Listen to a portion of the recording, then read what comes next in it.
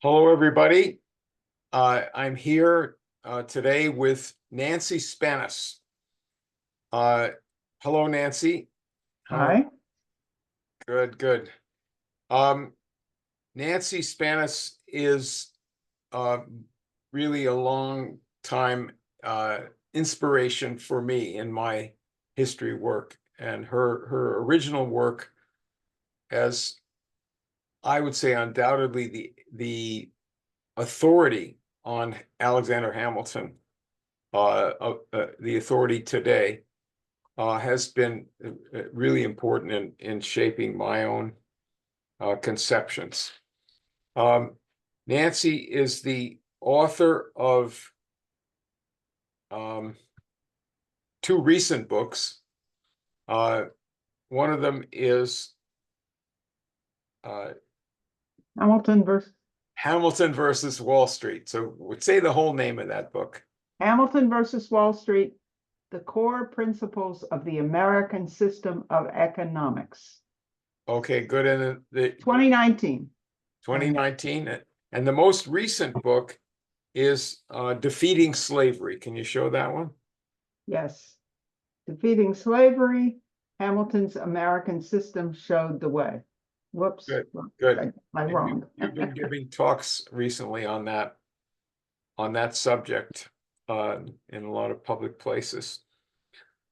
So now also Nancy is the host of a blog, American System Now, which you can go on to as soon as we're done with this interview. And I certainly would recommend it. She's super active in giving you really essential pieces of our history. So let's get into talking about particularly Alexander Hamilton. First question I would have is, how essential would you say Hamilton was to the founding of the United States? Well, in my view, he was, without Alexander Hamilton's role, I don't believe we would have had a United States. There are three areas where he played a very critical role. The first was actually calling the Constitutional Convention. He with Madison wrote the call for having a convention after the failure of the Annapolis meeting that was supposed to coordinate economic cooperation between various of the colonies in 1786. And he and Madison decided to take the bold move of saying, next May, everybody should get together and revise these Articles of Confederation. He did it. It was bold. They only had 5 states represented. They didn't have a consensus. They took an initiative. And that's number one. Number two, That led directly to the that led directly Constitutional Convention. because the Congress did then forward it to all the states, and the Congress did play a role. This was sent It to was Hamilton's Confederation proposal. Congress, Yeah. and they forwarded it, and everybody showed up except Rhode Island, right? So the second thing is getting that Constitution passed. He was not only the author of the definitive writings about the philosophy and content of the Constitution in the Federalist Papers. He wrote the lion's share of them and initiated that in October of 1787.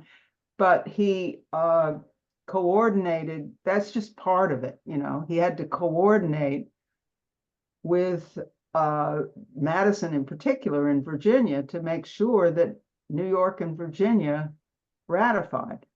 Because if these big states did not ratify, you know, it didn't really it didn't work to have nine states Right. agree, right? And there were anti-federalists in those two states, right? Absolutely. There was an overwhelming majority of opposition in New York, and there was a strong faction, which made it a bit iffy in Virginia. But Hamilton succeeded through various means, with collaboration with Jay, with support, and some say with even blackmail, of saying New York City would not go along if the state decided not to go with the Constitution. But they succeeded in getting the agreement.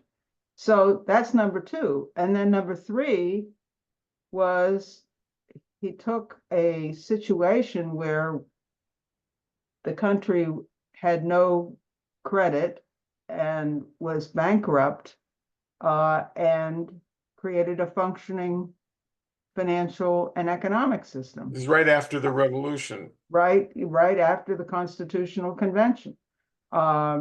He was appointed to be, he was the first cabinet appointment to the Treasury, and he went to work even before that, actually, but to actually bring the country out of bankruptcy. So I'd say on all those counts, we owe our existence in many respects to the incredible energy and mental effort of Alexander Hamilton. Okay, so colonial America before the revolution was controlled by an overseas empire. I'm going to ask the same question, I guess, in a few ways. What rules did the British set for the Americans in those days? What's the trade pattern of a country controlled by the system of empire, and what was Hamilton's vision for an independent USA? And I would say, if you want to go on to his conception of the society of the future. Well, that's a big one. That's a big question, but so yes, it's a I big one. focus on the trade and the idea Right. of what kind of country he wanted to Well, be. of course, Hamilton came here in 1772, and things had somewhat, things were already in pretty big uproar against the empire, and there were numerous major problems that the colonists were screaming about. A lot of them economic, and many people don't really emphasize the economic aspect of that. But you had limitations on what could be manufactured here. You had restrictions as to where trade could go. Everything had to go through Britain. You had a intrusive attempted enforcement against those who might want to trade with somebody else. We were to be a supply source of raw material for the mother country. Everything was to be produced there, and then we buy from them.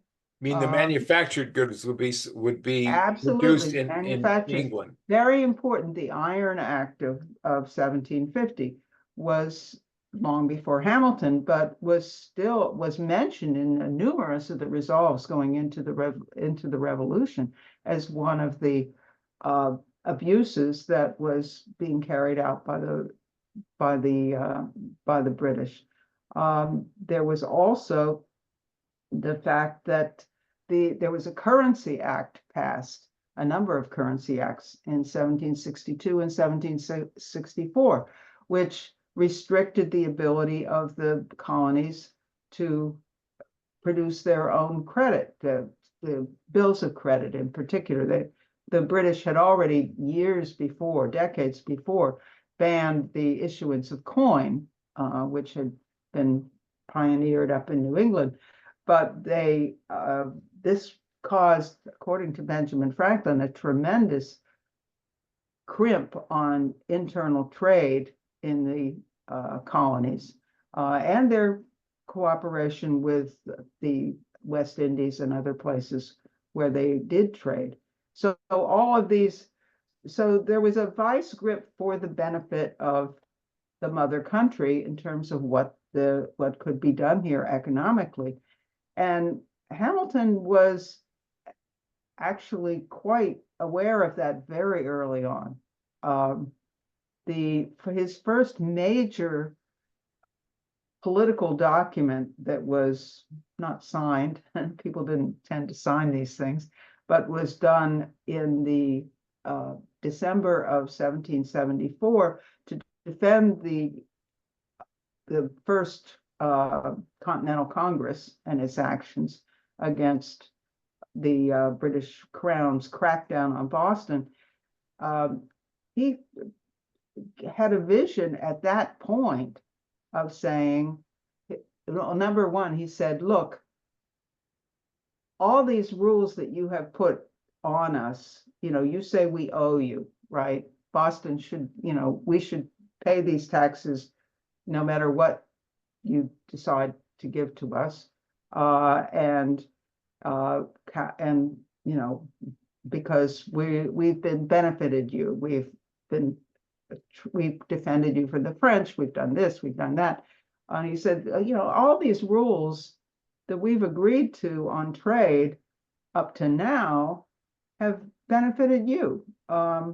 And we've paid for the troops in the 7 Years' War and so forth and so on. So we could take care of ourselves, right? We could become a manufacturing country by ourselves. We could begin to produce our own wool. We could begin to produce, whatever we need, and live without trade with Great Britain. He was facing those who said, well, we can't assert our rights because the British will cut us off and then we won't be able to get all these manufactured goods. And he said, well, we have tremendous resources in this country. We have the people, we have a growing population, we have the land, we have, and we can become a great nation ourselves. And he was talking about a nation, not a state. He was writing in New York State against a creep who was, attacking and was addressing the local farmers, allegedly, against the First Continental Congress. But what he actually was talking about was to the grandeur of a future America, which was able to produce all the essentials for its prosperity itself. He's not, I don't believe he was an isolationist in the way that people would think isolationists in today, but he's talking about the essentials, which he later on lays out in the Report on Manufactures, his major writing on his vision of a future United States. That has been one of my major concentrations over all this time, and really was my introduction to Hamilton was the Report on Manufactures. Was the Report on Manufactures. Yeah. And in particular, the fact that he was presenting the necessity and desirability of introducing manufactures into the society as not only a benefit for economic survival, but also for the stimulation of the human mind and the creativity of the human mind. That's the particular phrase that stuck out at me, thinking, gee, I took economics 101, I don't remember any discussion of economics which addressed that issue. Well, let me ask you just on that, since he has that point of view and he expressed that phrase, the stimulation of the human mind in the report on manufacturing, would you say that he would favor, this is a matter of opinion, but would you say that he would favor advanced industries? I don't know, that would be skilled industries, machine industries, things that involved, education. As the economy grew, would he favor that kind of a factory instead of or over the kind of manufacturing where people are working under very bad conditions, a sweatshop and that sort of thing? Would you say that he is in favor of one kind of manufacturing over another? In that same section of the report on manufacturers where he's talking about the advantages, and also in the sections where he's talking about where he's countering the idea that the United States could never do this because it doesn't have the skilled manpower, it doesn't have the resources, it doesn't have the money, its wages are too high. He doesn't say cut the wages. He says we can use machinery to cheapen the mode of production.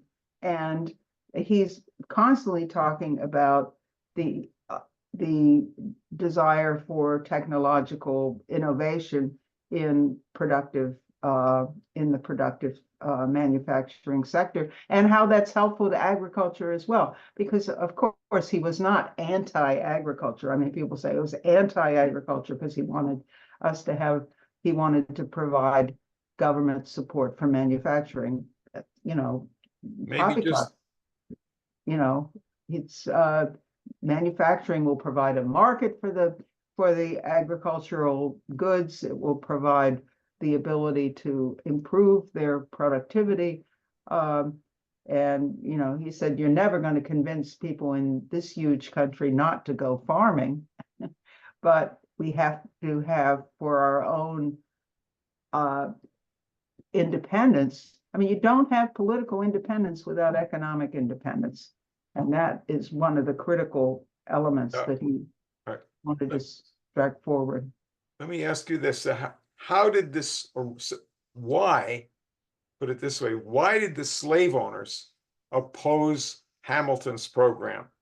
And I guess the follow-up to that would be how did he oppose slavery, and what were his views on other race-related things like relations with Native Americans? But first of all, why did the slave owners oppose Hamilton's program?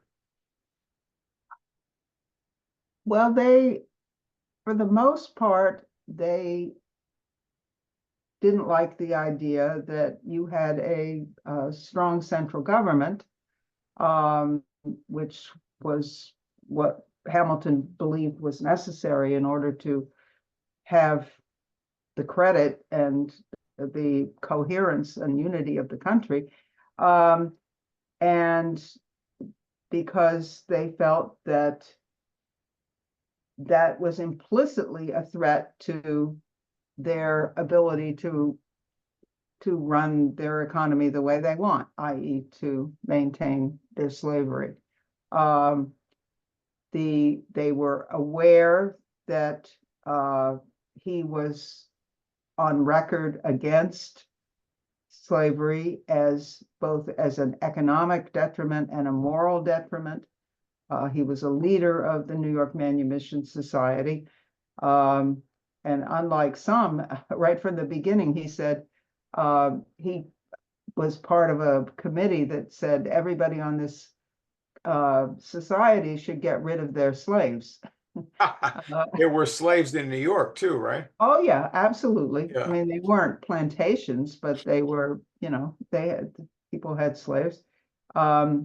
That was defeated, unfortunately, but that was Hamilton's view. So he was very well known as being opposed to slavery, and implicitly his policies, even though slavery is not mentioned in the report on manufactures, his policies of creating a unified nation with transportation, interconnections, with the advance of technologically, of industry, of creating that kind of environment, was actually an implicit threat to continuing slavery. I mean, why didn't you have the development of the same kind of transportation networks in the South that you had elsewhere in the country? In large part, there was fear of communicating the idea that you could have, that people could live a different life. Blacks could live a different I life. think isn't that a little bit like in Russia, where some of the aristocrats were opposed to railroads because peasants might see somebody from some other place and not believe that their landlord was God, and that their town was the only thing there was. Absolutely, absolutely. And that's one reason that even though there were some factories in the South that employed slave labor, this was a very limited phenomenon, because when the enslaved people were in those cities, they saw all sorts of people living better lives, and they had a lot more clout. They got ideas. They got ideas. Yeah. And that's why education lagged so much in the South. Hamilton, one of the major projects of the New York Manumission Society was a school, right? A major school for both enslaved and free Blacks. It played a very important role. It educated hundreds of people, and it wasn't just a manual labor school, in the sense that, for example, the rudiments of astronomy were actually taught, because as you probably know, a lot of the road to opportunity for a lot of Black men was to go to sea, and work on the ships, and obviously they needed to know where they were, so they needed to be able to read the stars and get that kind of knowledge. So he very much backed, and his commitment was very much backing education. He was also a founder of a school that was set up with the Oneida Indians in New York. Mm-hmm. This is now called Hamilton College. Unfortunately, I've never been there. I would really like to go there and see what they have to say about upstate New York. Yeah, it's in the middle of New York, sort Okay. of. And that is, so he had that kind of, he didn't just say development of the human mind. He did certain things that were pushing toward a policy of education that would benefit, people who were basically cast aside by the current society, by the British colonial society and by the slave society. So they really hated it. And Jefferson in the later period that you've concentrated more on, in the 1825, I mean, he was about to write a major diatribe against any national, against the National Survey Act and any national contribution to a nationally connected transportation network, that this was tyranny for the Jefferson federal in his old government age. Yeah. to do this. And That is, but in the report on manufacturers, Hamilton is already saying that if a transportation project expands beyond one state, there should be federal government, attention to that, to planning for that transportation.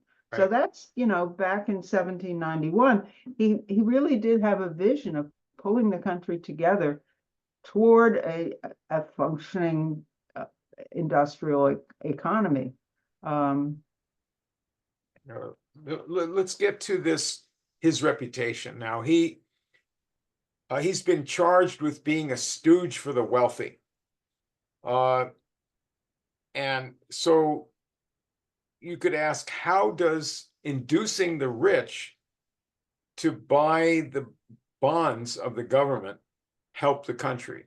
And on the other side, isn't that interfering in the freedom to do what we like with our own money? Which is what, he's charged in both accounts. Right. That he's a stooge of the wealthy. He's giving them inducements to buy government bonds, but on the other hand, isn't he interfering in the private decision making about what we will do with our own money? Well, I think it actually starts in a slightly different way, because when he started, these rich people already were owed a lot of money by the federal government. Okay. From the So revolution. from the revolution. So the point was, and generally they wanted to be paid. So, but he said, and set up a system where, to make it beneficial for them not to be paid their principal right away, to be paid interest on a regular basis, which he absolutely did, but to get them to put their money into the national bank for the benefit of the country as a whole, which eventually would be to their benefit as well. So the idea was to set up, to use the fact that these people were rich and had committed their funds to make them act in the public interest. His view was, national banking is more of a public utility than for private profit.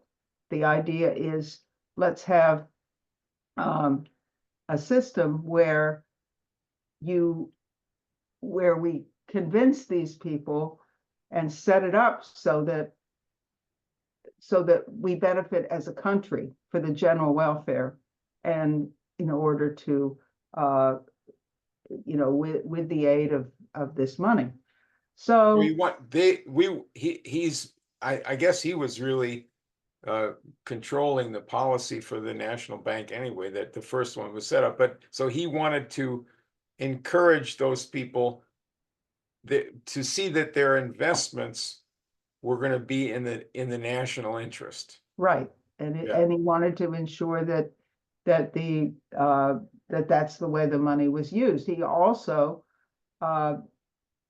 wanted to induce people and the state government of New Jersey to establish a sort of pioneer industrial project in the Society for Useful Manufactures, which was established at the Passaic Falls. It's now the city of Paterson. It established the city of Paterson, New Jersey.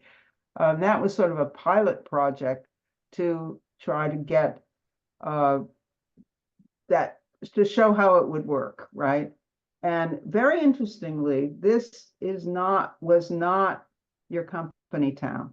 It was not even like Lowell, Massachusetts or something, where it's one industry where it's controlled. It was to be a multi-industry operation. And according to friends who have studied this a lot longer than I have, they actually provided credit for small startups in some cases.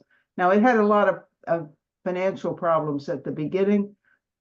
So do a lot of companies. I mean, but by 1800, it really began to flourish, and ultimately, for about 150 years or 140 years or so, functioned as a place where a great number of important manufacturing developments occurred. The silk industry, I think, some of the railroad cars that were involved. I think the one that was at Promontory Point was actually built there.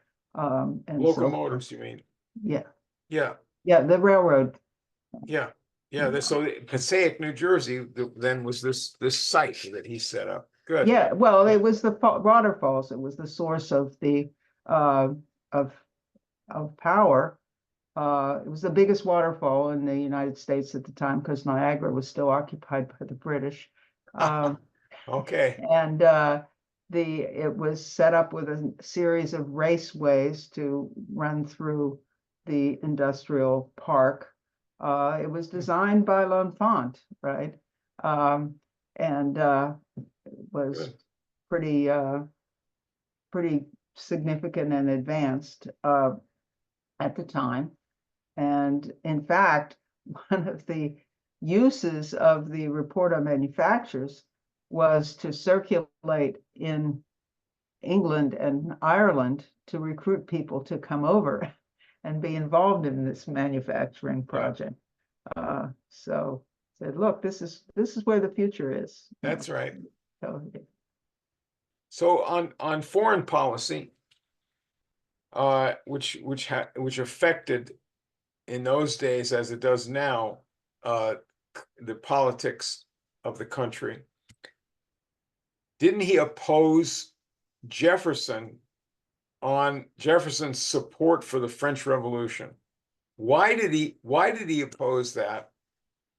And well, let's start with that. Why was he opposed to supporting or having the U.S. come in and on the side of France when France was having a revolution, was at war with Britain? Was he pro-British?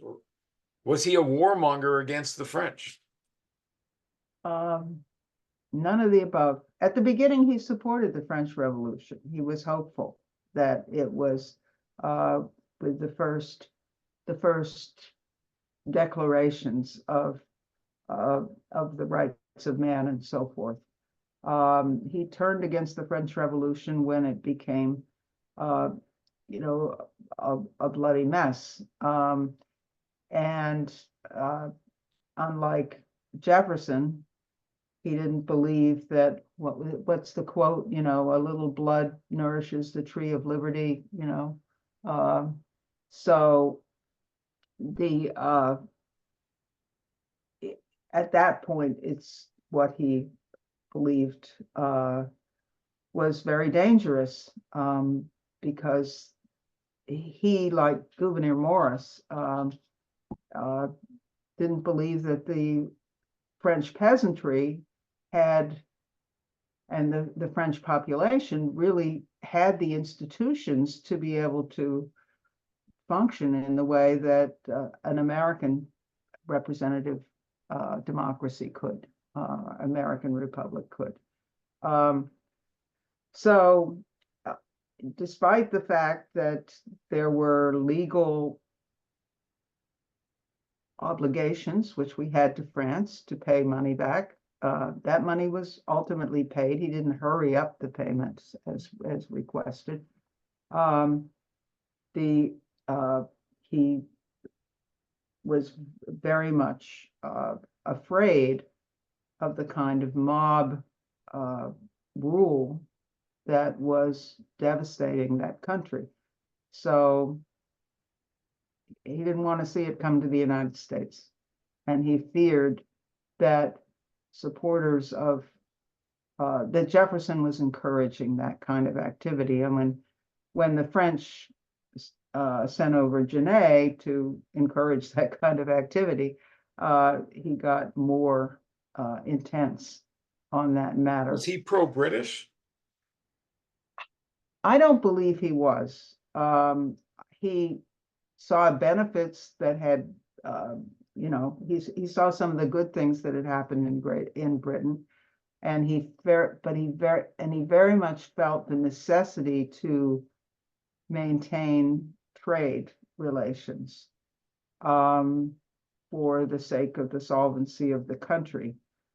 But he chafed, I mean, from the correspondence that I've the collected works that I've read, correspondence, he chafed just like everybody else against the impressment of seamen and the violations of American rights on the sea.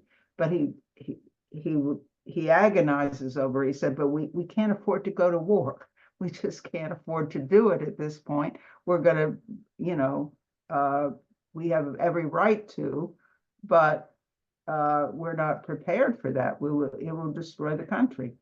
So, I mean, one of the major reasons people say that he was pro-British is because of the Bank of the United States. They say that's just like the Bank of England. Well, there are technical aspects of it that are similar in the sense of the use of private bonds for finance. But unlike, but there was much more government control of the bank here as opposed to the bankers controlling the government there. Right. And the purpose was all important, right?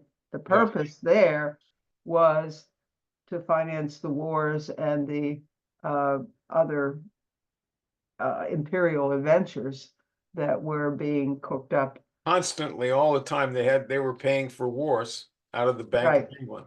And here, the purpose was explicitly to become a nursery for industry, commerce, and agriculture, to provide credit for that. That was the explicit purpose of First Bank of the United States. Not for speculation. Not for speculation in this way that we understand speculation today. Of course, back then they used the term speculation sometimes for investment, right? Right. People not for financial pyramid. Not for financial shenanigans. No, which is and having making money and all that. It's where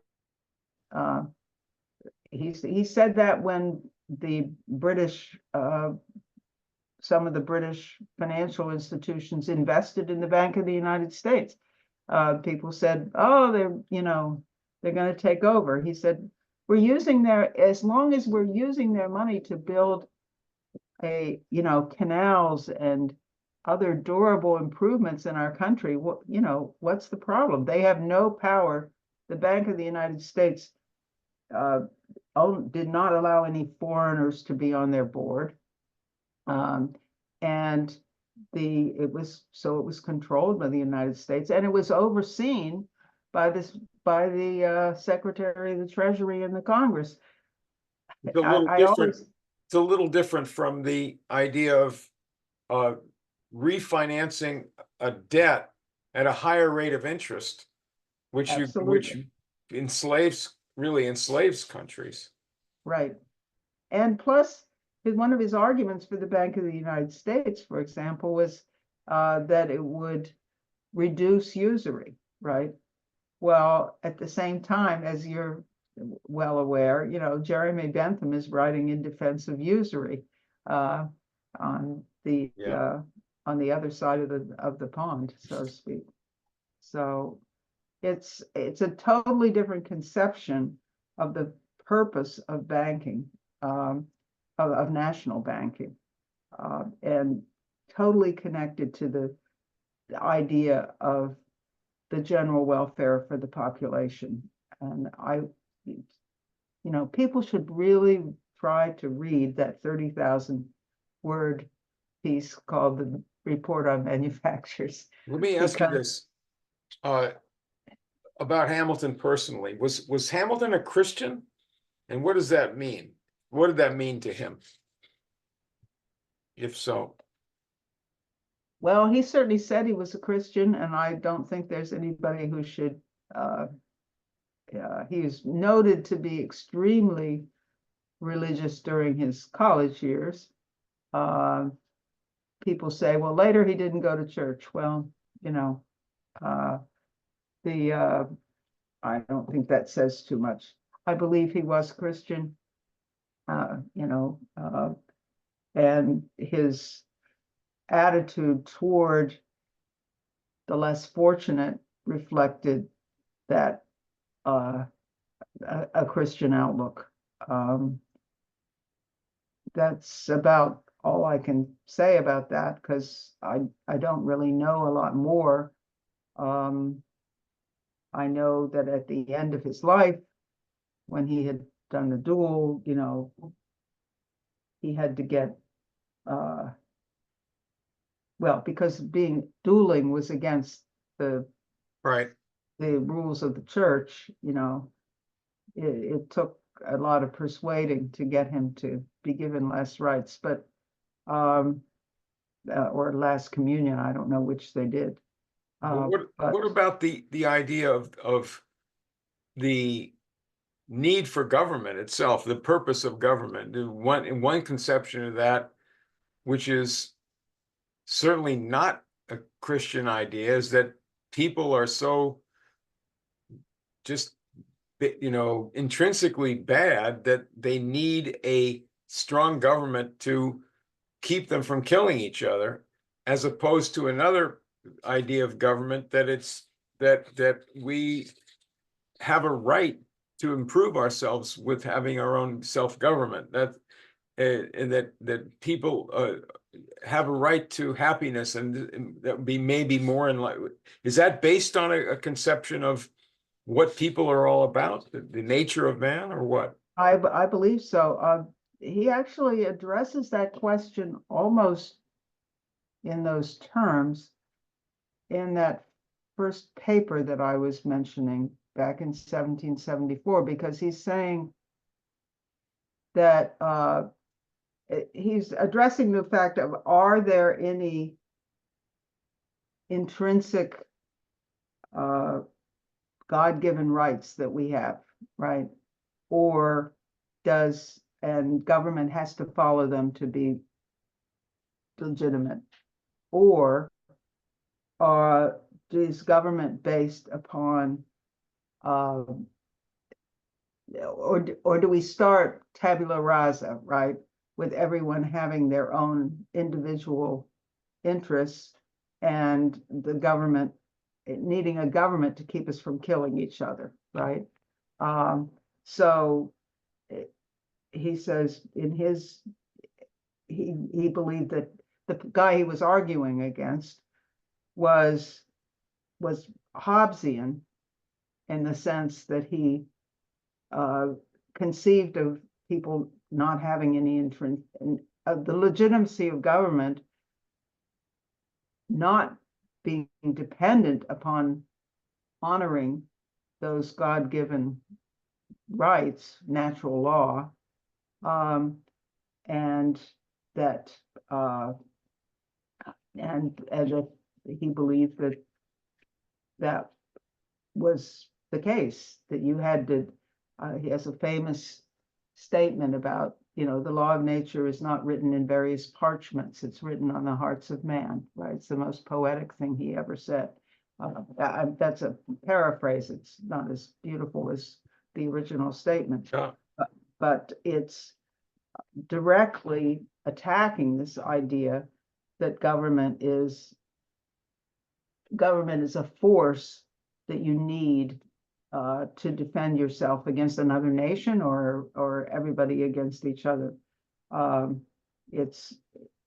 government has a trust to honor those God-given rights that people have. So in terms of his, just going forward, or his the effect that he had here and elsewhere, his idea of government-led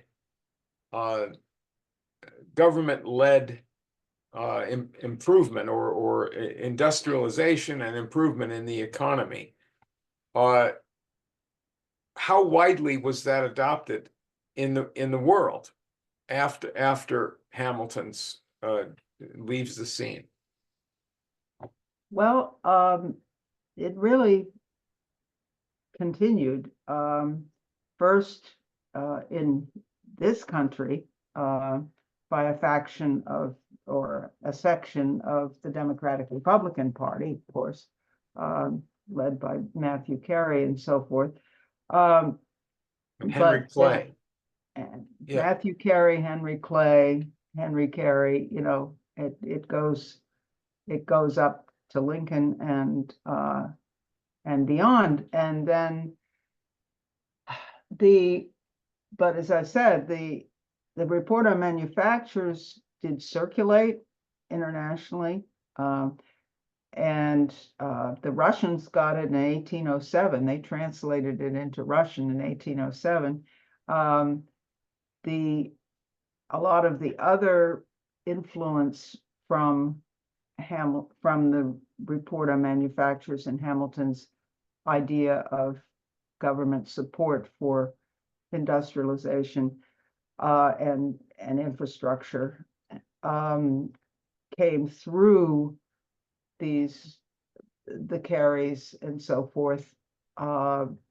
Carey would reprint large sections of the report on manufacturers in some of his writings at the end of the 18 teens, and it would circulate throughout. So that, and through that network, more than directly, I believe, it got Hamilton's ideas got into Germany. They got heavily into Japan.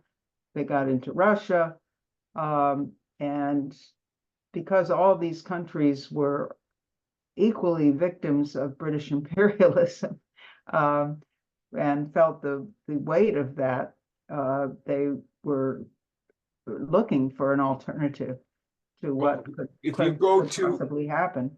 If you go to countries like Japan and Korea, South Korea, say in the 20th and 21st century, these countries, let alone China, we won't get into the communists, but all these countries, in one way or another, had government intervention in the economy, didn't they? And did they? Absolutely, absolutely. They picked up the idea that you couldn't have a functioning, progressive, economy good for the welfare of the people if it was run by, local fiefdoms, number one, and without a central source of credit, number two, and a government committed to using that credit for economic independence. So I'm sorry, that's just I can't stop it. That's all right. You can't stop progress. But yeah, they all picked up on this idea that that Hamilton is very much associated with, and in fact more so than many people in the United States, because Hamilton was so trashed in the Jeffersonian era that it made that people were shy of talking about him and shy of endorsing him by name. The one very interesting thing, one talk I gave was attended by a woman who was descended from an Ethiopian father, and she liked the talk, and then she said, my father used to tell me to read Hamilton, right? But I preferred to read Lincoln instead, right? But I thought that was very interesting, because if you look at Africans aspiring to establish nations with their own independent source of credit and industrialization, clearly there were people there who were looking at who did this, in the United States, and it was this genius Alexander Hamilton who, despite, everything we've read about his personal life or this or that, was able to bring the country out of bankruptcy. Well, if you mentioned these African countries, in the period after World War II, we have countries in Asia and Africa in particular trying to set up modern states independently, come out of colonialism.